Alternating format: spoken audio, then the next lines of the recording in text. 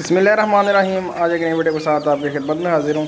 तो आज की इस वीडियो में मैं आपको गम्बोरों की लाइव वैक्सीन का जो है ना वो तरीकाकार बताऊँगा कि गम्बोरों की लाइव वैक्सीन आप अपने ब्रीडर्स को किस तरह कर सकते हैं और ये कितनी इम्पोर्टेंट होती है, ये किस तरह और क्या तरीका है इसको करने का और इसकी इम्पोर्टेंस ब्रीडर्स में क्या है। क्योंकि जब ब्रीडर्स आगे ब्रीड करते हैं तो उनके जो बच्चे आते हैं वो अपनी माँ से कुछ ना कुछ वो एंटीबायोटिक ताकत लेके आते हैं, एंटीबॉडीज़ लेके आते हैं। तो वो आगे वो अपनी ज़िंदगी को सरवाइव करने के लिए इस्तेमाल करते हैं। तो उस लिहाज से ये लाइव जो गम्बोरों की है D78 वैक्सीन, इसके बारे में आपको बताऊंगा कि इसको कैसे आपने इस्तेमाल करना है। इससे पहले जिन दोस्तों ने मेरा चैनल सब्सक्राइब नहीं किया उन दोस्तों से गुजारिश है मेरा चैनल सब्सक्राइब करें, लाइक करें एंड शेयर करें। इस चैनल में आपको तमाम तर परिंदों जानवरों के हवाले से गाइड किया जाएगा, उनकी बीमारियों के हवाले से, उनकी खुराक के हवाले से, उनके रहन सहन के हवाले से।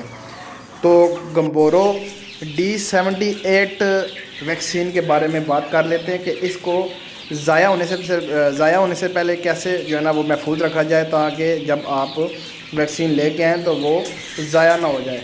आपने सबसे पहले दूध ले लेना है, उसको गर्म करना है, आपने बॉईल कर लेना है उसको अच्छे तरीके से।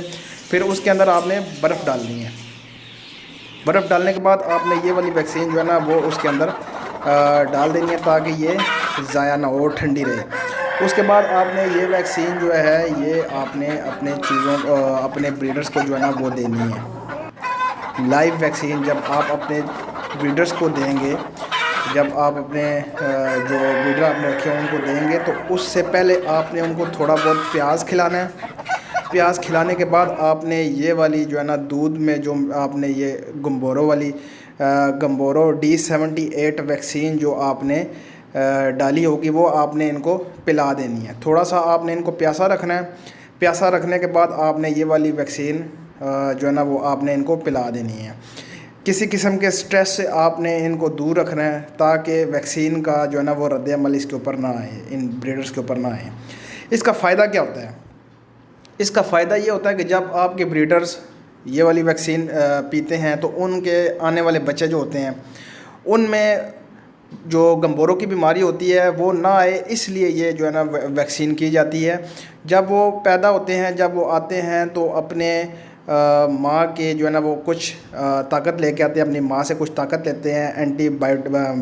एंटीबॉडीज़ जो है ना वो इनमें मुंतकिल होती हैं। तो फिर जब ये चिकन्स बनते हैं तो इनमें गम्बोरों की बीमारी के जो है ना वो चांसेस बहुत ही कम होते हैं, ना होने के बराबर होते हैं। तो फिर इनकी जो आने वाली नस्ल होती है वो भी गम्बोरों की बीमारी से जो है ना वो महफूज रहती है। इसी तरह ये सिलसिला चलता रहता है और आप आगे वैक्सीन फर्दर करते जाते हैं और ये आप अपने चिकन्स की जो आने वाली नस्ल है उनको गम्बोरों की बीमारी से बचाते रहते हैं। तो ये इसलिए करना बहुत ज़रूरी है। आप अपने चिकन्स को, जो आपके ब्रीडर्स हैं, उनको लाजमी जनाब आपने D78 गम्बोरों की जो है ना वैक्सीन करनी है।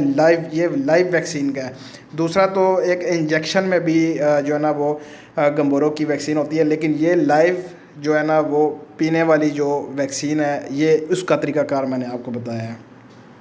उम्मीद करता हूँ आपको ये वीडियो समझ आ गई होगी। जिस मकसद के लिए ये वीडियो बनाई गई है वो मकसद भी आपको समझ आ गया होगा।